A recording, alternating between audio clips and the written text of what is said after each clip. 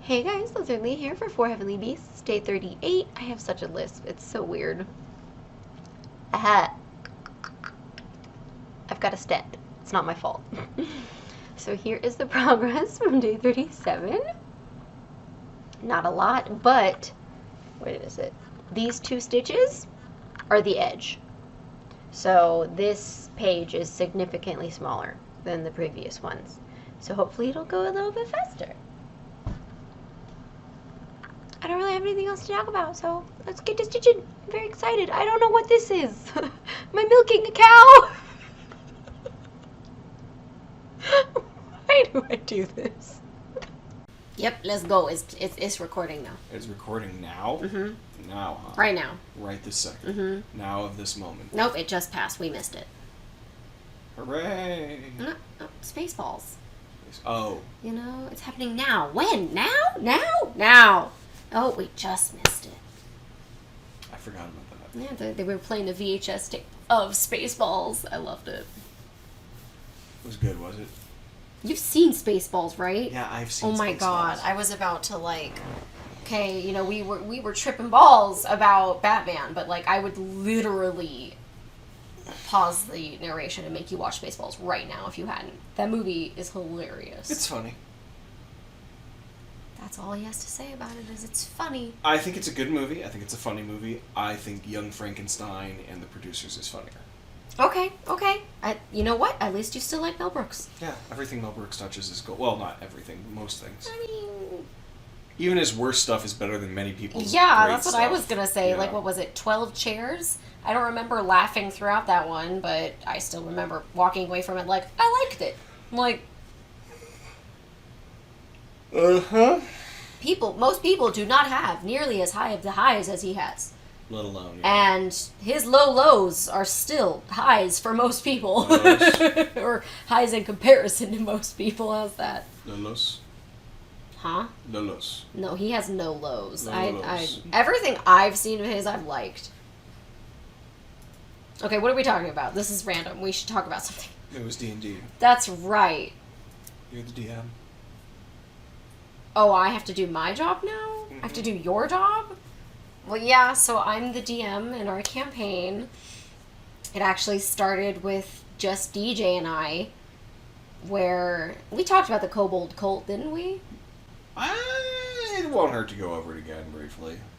Okay, so what I did was I set him out on a quest where he'd been hired by a man, and he was like, oh, hey, you have to go save my daughter. She's a changeling. She's in this town. I don't care if you have to burn the place to the ground. Just save her, get my daughter back. So DJ's character goes, and he interacts with the shopkeep and the tavern keeper. Is that the right term? Tavern keep? The bartender, whatever. Bartender, yeah, okay. And that's fun. I made characters. And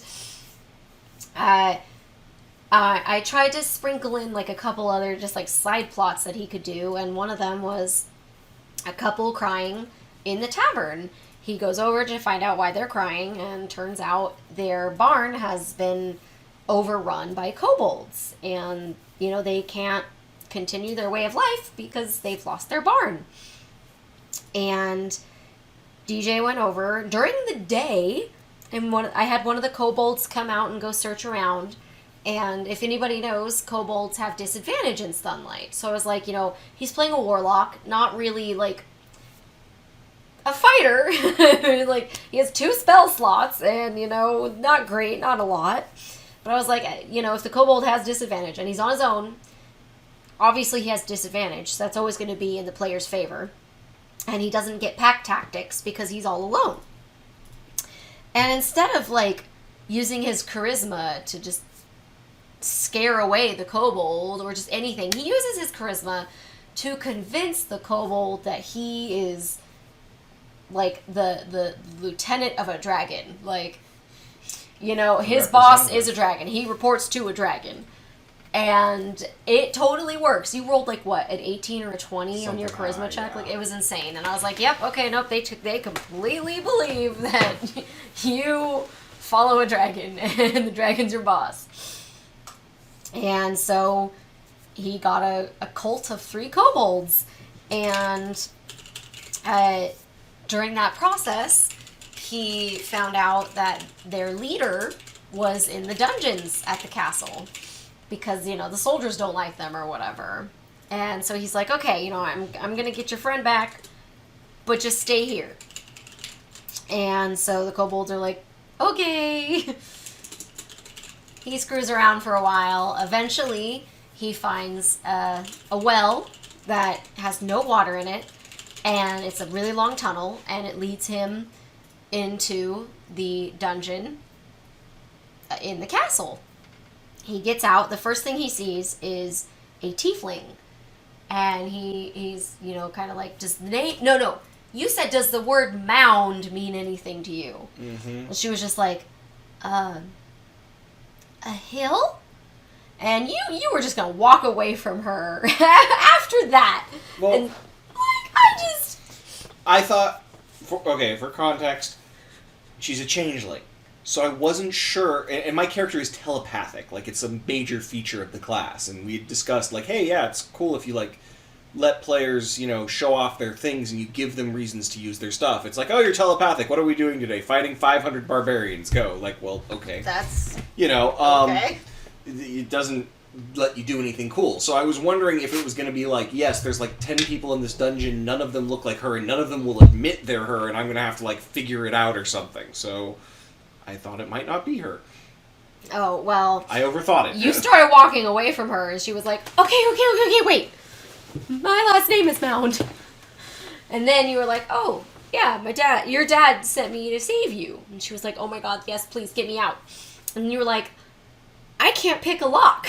And she was like, I can't either. So you continued on, and you saw a flying kobold. And... you assumed his name was Dat because that was the leader of the other kobolds. Mm-hmm. And you heard some shouting. And so you sent your Squish, the little octopus that is your animal companion from your warlock pact guy. Yep. I'm not good at this, you guys.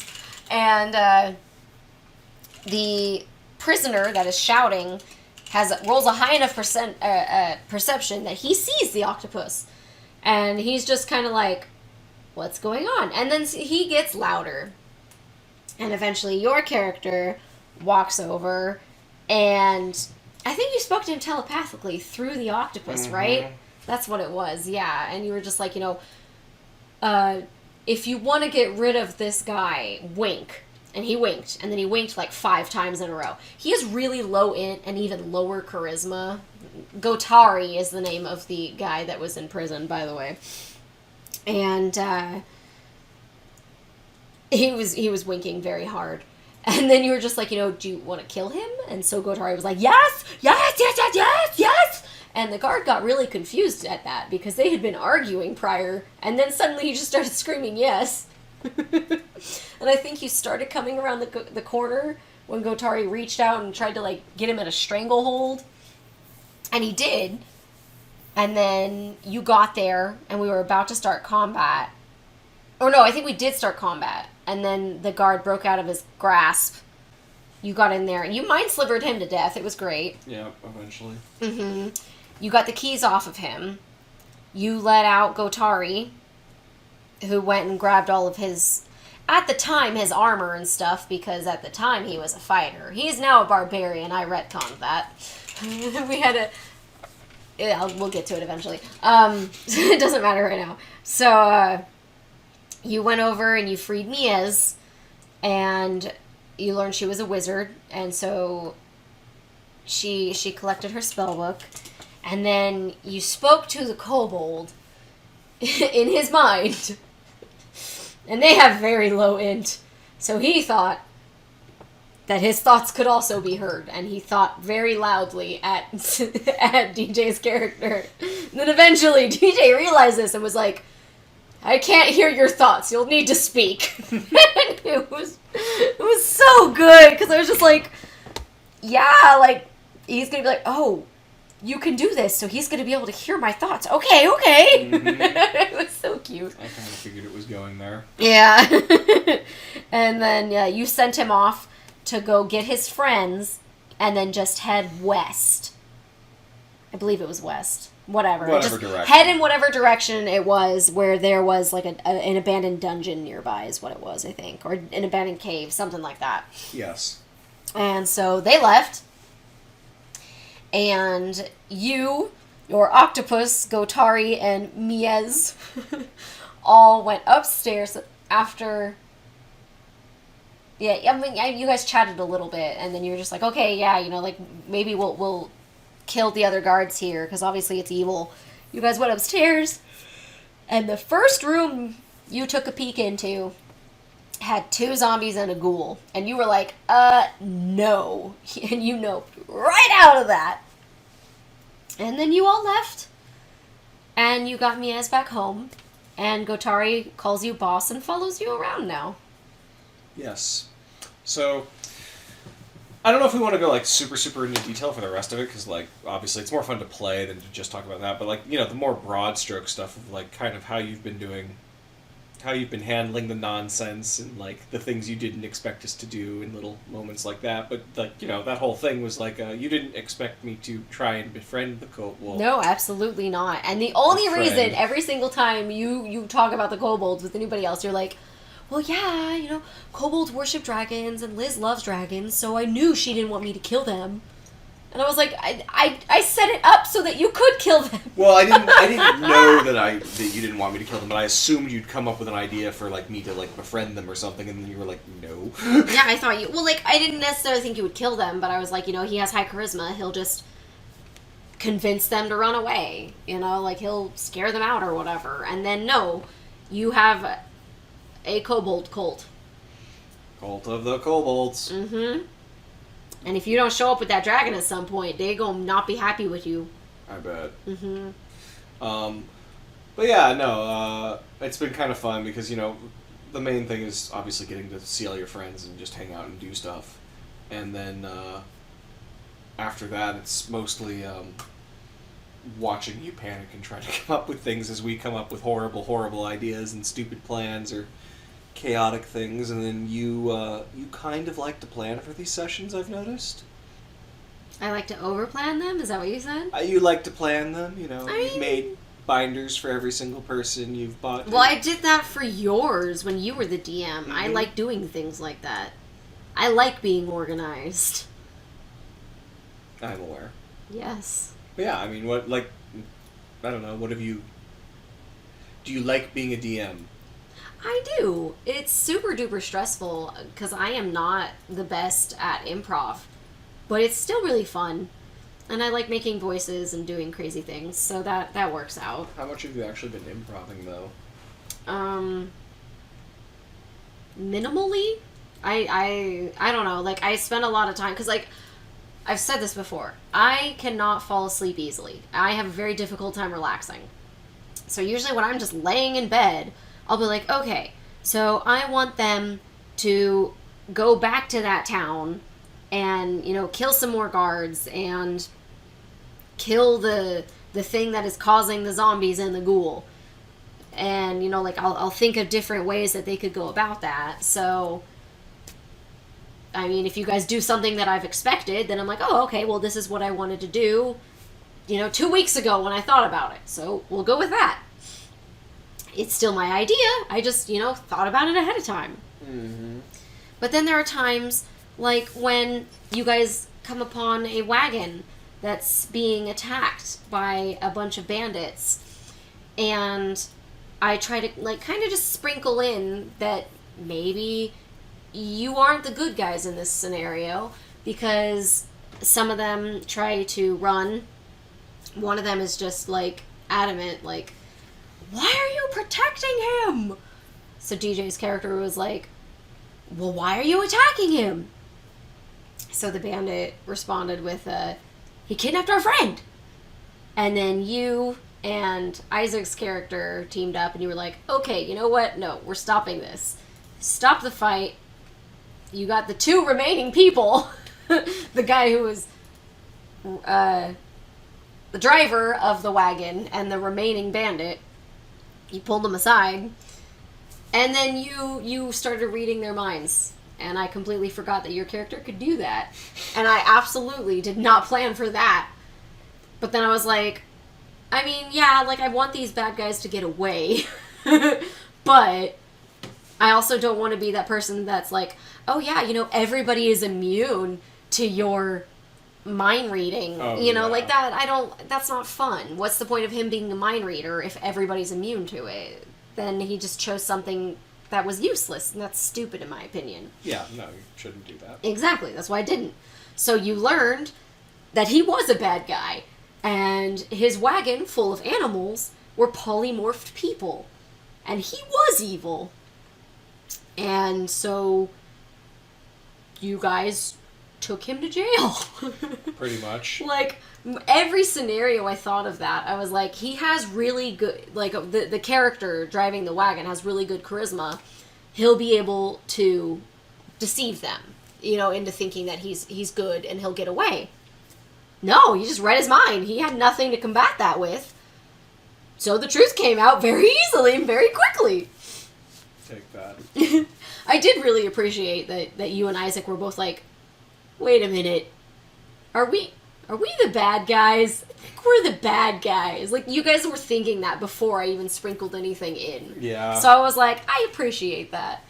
It was a concern. We have this habit of maybe not always being right.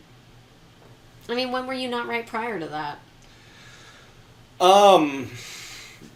The goblins you guys killed in the first campaign were kidnapping children and eating them. Well, yes, but the very first goblin we shot was like, yo, no, please don't kill me, please, please, please, and is now the team mascot. Yeah, they adopted Leechhead. Yes. I'm a permanent member in my own party. Yes. He's a level behind you guys, though. He's not great. And then on top of it, I'm trying to think about this. I also, excuse me. Or we also were dealing with the goblin camp thing in the very first story or first area, and the mage we rescued was not super thrilled with us because we had stolen his stuff, essentially. I mean, if everybody could come back, I could do more with that, but not everyone is back. Yeah, I know. Talk about real life people, by the way. We only had 3 players at the last game instead of our 6? 5, 6? We were missing John and Mark. So 5. And Remy was still new, so technically we had 2 out of 4 people, and I didn't want to drop a big thing like that on just 2 people. Yay. So he'll come back. It'll get resolved. It's fine. I'm wondering if they'll, or rather, well, it doesn't matter. We'll go out into that later. Again, I don't want to get totally lost in all the nitty gritty details of what happened, but just the fun moments and whatnot. Like when, well, you already went over the wagon, but also we then decided to just take the wagon straight in and basically walk up to the boss that we were completely unprepared for, rather than go and deal with these ghouls that I had established as a plot point earlier and whatnot. We can probably take some ghouls, but what if while we're taking on the ghouls, the big bad guy wakes up and comes after us? Yeah, we should go fight him. That's how we all almost died. Cloud Kill is a very fun spell. Yeah. I would like to say I am not the DM that wants to kill my players. I don't think it's me against them. I want them to have fun. But, I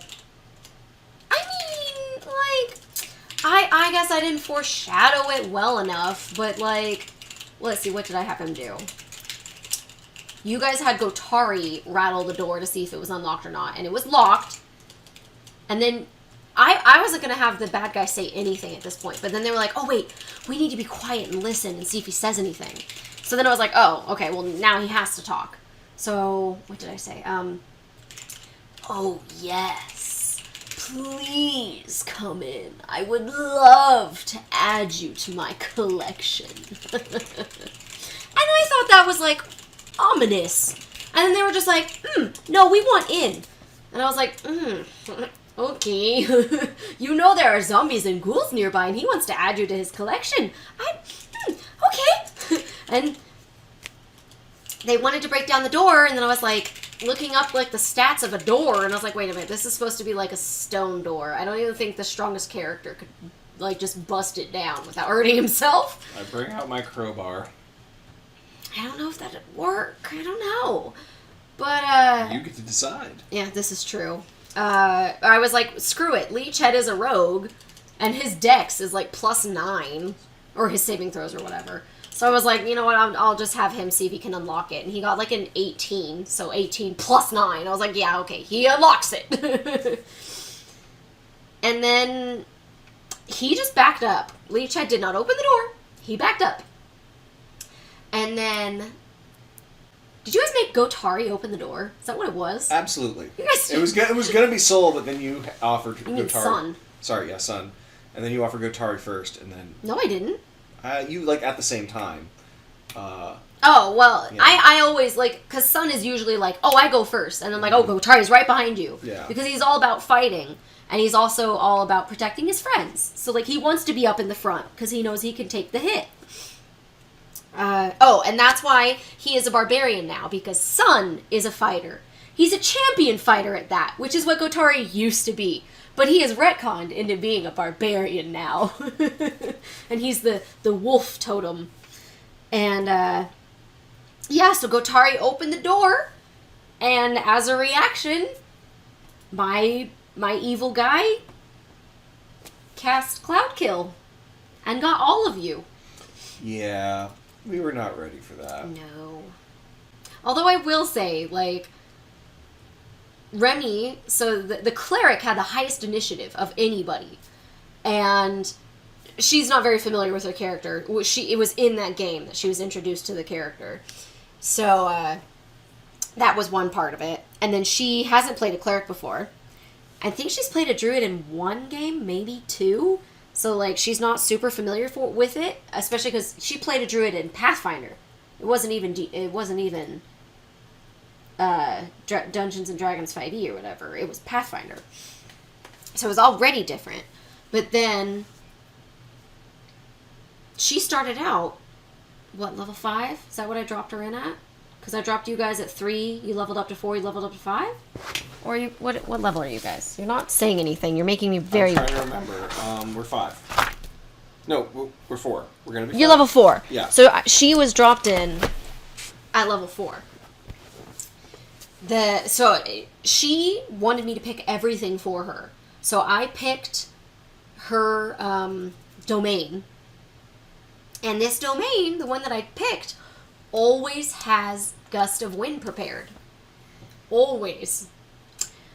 And I wasn't thinking about it during the fight, but like she could have used Gust of Wind and gotten rid of Cloud Kill. But I wasn't thinking about it. And Isaac, her fiance, was just like, get out of the way, Cloud Kill, and heal yourself. Get out of the way and heal yourself. So that's what she did. And then... was Gotari next? And I just had him shout at you, like, what do you want me are to we do? fighting or are we running? What are we doing? Because you're the as boss. a player, I was 120% aware how incredibly screwed we were, but as a character, I had to roll for it. Oh, you rolled it, huh? Well, I asked you if I could make an Arcana check to know if I would, like, if I knew. Oh, if you would recognize Cloud Kill or not. Yeah, Gotcha. like, Okay, you know, yeah. Do I realize we are all seconds from death? I thought you were saying you rolled like even, we're gonna stay and fight. Odd, we're gonna run. Like that's what I thought you meant when you said you were rolling for it. Mm-hmm. But yeah, no. So Gotari asked, and you were like, "Yeah, we're running." So Gotari turned around, scooped up Leechhead, and booked it out of there. Because if Leechhead had failed the saving throw for Cloud Kill, he 100% would have died. Like, and it would have been far enough. He would be truly dead. It would have been way past 0 and his constitution or HP after that, whatever it is. He would have been dead. And then everybody else was able to be okay and get out of there, and you guys ran away. And now you have a bad guy you have to deal with later. Yeah, I'm sure we're gonna totally handle that. You know, having fled from this place twice, not killing the stupid frickin' zombie things that we were supposed to kill. I don't know. I mean, I assume we were supposed to kill or make friends with, whatever. I mean, I figured you guys would kill the zombies, especially when, you came back with a cleric who had turn undead. Look. But then you guys were like, no, let's go into this other room. They're not bothering anybody in there. You just killed like 7 guards, so it's gonna be like 10 zombies next time you come around, if it's sometime soon. Yep. What'd you say? Yep. No, before that, you were saying something else. No, just like, we can make the zombies part of our party. Oh my gosh. Yeah, every single one of them just goes... Look, one of us, we can get the Bard, she can be Michael Jackson, this can become a Thriller video. No. No? No. We can roll for it. No. You don't know where the Bard went. We'll find her. I have considered having her run all I'll the way level up back soon and get sending. Oh, does that work with anybody you've met before? I think it's everyone you've met or you can think of. I'll check. You could connect to Mies then. Mm-hmm. Which you were familiar. Yeah. Yeah. Well, what does familiar mean? That's probably up to you or a very longly worded document somewhere on the internet. Because, you've actually spoken with Mies and spent time and traveled with her. The Bard, you guys freed her, spoke to her for 2 minutes, and let her run. So... No, but, familiar, I'd probably let you. Do they have to respond? They don't have to, right? No, they do not.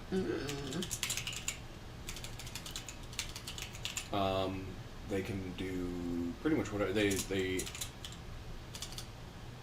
I forget the specifics now that I think about it. No, yeah. But yeah, it's weird. That's all I know. Let me think. They have to respond. No, they don't have to respond. Do they have? I was trying to think. Do they have to cast to respond? And I think no. I think it's a free response. Yeah, they get a free response. I forget if they're also limited by words. I believe they are. Yeah, I think it's only a sentence or 2 at the most, or something like that. I've always thought it would be a lot of effort, but a really dumb, fun thing to do to just make your character not understand their own spell, or you sending and have someone else tell you what to say and you don't think about it, and make it so that hello, we would like to help you out or whatever, or word it in such a way that the fact that it's 25 words cuts off at the worst possible moment, so you always misconvey what you intend. You're in danger of, and then it turns out it was just of forgetting that we have a date tomorrow. Oh. I can, hi, we're here to contact you about your cart warranty. We've been trying to reach you. You guys have stolen 2 wagons at this point. Yes. I didn't expect you guys to get 1 wagon, let alone 2. Which it will work out, because Sun could probably be on 1 on his own, and the rest of you could be in the other one. Sun is a... Warforged, who is 400 pounds, over 7 feet tall. Yes, 7 feet 400 pounds. Yeah, I was like, is it 7'4" or 8'4"? But yeah. Yeah, it's he's a big guy. He's cuddly. He is with leech head. Yes. He has adopted a goblin. He was the one who was going to kill that goblin. Yes, he's the one who attacked that goblin in the beginning. And now he's adopted that goblin. Mm-hmm. He's teaching him how to whittle. Mm-hmm. And the goblin is teaching him how to cook. And the goblin has a cursed sword that's going to get him killed. Mm-hmm. You're welcome. Yeah, thanks. Here's a mascot. Let's give him a horrible weapon. This is your incredibly squishy team mascot. I've given him a weapon that means he'll go into a rage and attempt to attack anyone who ever harms him. Good luck keeping him alive. But, okay, so he was 2 levels behind you, but because he got so many kills on those guards, I let him level up. So he's only 1 level behind you guys now. It's not that bad.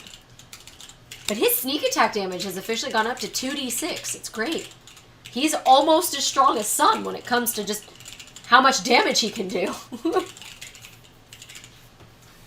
Yeah, well, I actually, riveting stuff, but I've been wondering if we're doing sneak attack and advantage wrong. It's something I was going to mention to you later, but we might want to look into the rules, because we did it a lot, and I don't remember how advantage worked. I know he gets... I did sneak attack, twice in that fight. in that whole We gave him last advantage. game. Well, because we're doing flanking, that's what it was. Yeah. So, okay. Yeah. Sneak attack. Once per turn, you can deal an extra 2d6 damage to one creature you hit with an attack with a finesse or ranged weapon. His dagger is finesse, so it's good. If you have advantage on the attack roll. You don't need advantage on the attack roll if another enemy of the target is within 5 feet of it.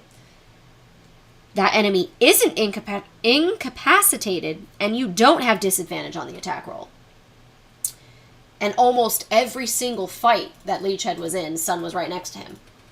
And if Sun wasn't, Gotari was. So he almost always had advantage. I probably should have done sneak attack damage more than I did. But even with just the one hit, he usually killed him. So between him and Gotari, I made some pretty strong characters. I wanted to, dump Gotari in the last game, and then everybody ran, and so he had to run with them. Yay! So I am still 2 players in this game, and I don't want to be 2 players in this game. I'll have to ask you after this, but I'm really curious as to how you plan to dump him, because I'm still confused as to what you intended to happen, because obviously you haven't told me, because I have. Well, parts of this, but my take on this is, okay, we kill the ghoul and the zombies. Great. The horribly evil elf is still next door, and we have no way of stopping him. So Yeah, no, see, I thought you guys were going to fight him. You were all going to get knocked the F out, and he was going to dump you in the dungeons. Oh, and he was going to run. He was going to go find a new headquarters or whatever. I see. And then, no, you guys just ran, so there's no reason for him to leave. So Gotari can't stay there. Oh, he was gonna. Why would he run though? Who? The evil elf. He was going to go find a better place. Ah, and we don't know what the definition of better is because we don't know. Nope. What you care. Yep. Okay. I see. Because my take was like, well, we could have killed the ghoul, and then we still would have died, which granted was the plan. Well, not died, obviously, but yeah. Ooh. No, I straight up afterwards, Isaac was like, oh man, that was so good. And I was like, I promise you guys, I wasn't intending to kill you. I wasn't going to kill you. Like, that's not the game I want to be playing. And since he's an older school player, he's Well, yeah, and games. his dad is, like, all about being as brutal as possible in their games. Yeah. Well, not brutal as possible, but definitely, like... Well, that's how Isaac made it sound. Well, the I forget what the quippy line is, but it's something like, your characters will stop dying when your play starts improving. Like, if you're good at the game, you won't die. If you're bad at the game, you will die. Yeah. Get better. I mean, the advantage to that is the character that does survive, you're going to be really attached to them. Mm-hmm. But with this one, like, I already have plans for Sun's backstory. I have plans for Callus and what's going to happen with him in the Temple of Palor. Like, I'm trying to weave in their backstory, so hopefully everybody can be attached. We'll see. Do you actually have, like, emergency plans if, like, a plot critical character gets nuked? You mean, like, one of you guys? Yeah. I mean, currently I don't plan on letting anybody actually die. Yeah, I kind of figured. Like, if people start dropping, I'll just have one of the bad guys be like, haha, sucks to be a loser, and they'll just walk away like they're better than you. Yeah. And at that point, you guys will probably let them go, because otherwise it's going to be a TPK. What if I get yeeted off a cliff? I mean, right now, you guys are in the middle of the continent. There are no cliffs. Ha! That'll show him no cliffs. I mean... Well, you're in the middle of the barren part of the continent. I don't know. Like I just love the idea now. Who's gonna yeet you off a cliff? I don't know. It could happen. Isaac probably. We'll have a great plan and we'll overshoot. Throw me. No, I just like the DM who really wants to make sure that their players' characters don't die because they're plot important. Oh no! I mean, if you jump off a cliff, I'll roll the fall damage, and if Yeah. you die, you die. Oh yeah, no, I know. I mean, the nice thing with you is your guy could potentially be like, no, you're still in my service. How dare you? That's true. But I was sort of like the idea of you're dealing with players who are just too stupid to keep the plot important characters alive. So you have like, you wind up in a new dimension. It is the fields of the bounce house. Like, it's just a flat, infinite flat plane of bouncy stuff. I mean, if you guys want your characters to die, I'll kill them and you can roll new characters. Oh, no, That's I know. fine. But I mean, I feel like most of you guys are happy with your characters and you're going to try to not just kill them. Oh, no. I know. The dice can be fickle. True. But I mean, if you say, like, you know, I'm going to swan dive off the cliff, I'll be like, you can just sense in your bones the gods are speaking to you, asking, are you sure you want to do this? I can't help you with this. And if you still do it, well, you clearly wanted to die. You had a death wish, obviously. Exciting. Anything else? I don't know. Do you have anything else? I talked a lot. Like, you did talk a lot. You're the one you actually played in it. Well, yeah, I had fun, but you know, you're the mastermind. You're the one in control. I just live there. For now. For now. Yeah, until you jump off a cliff. Goal now is to jump off a cliff and survive anyways. Oh my gosh. And that is the end of 4 Heavenly Beasts Day 38. I got 4 hours and 25 minutes of footage. So, we're getting there. A lot of the dragon is done now. It's awesome. We're going out to eat, so I'm calling it a night. Why? Because I just said we're going out to eat. I mean, yeah. Yeah. Like, subscribe, share, comment, all that jazz. I'll see you guys next video. Bye.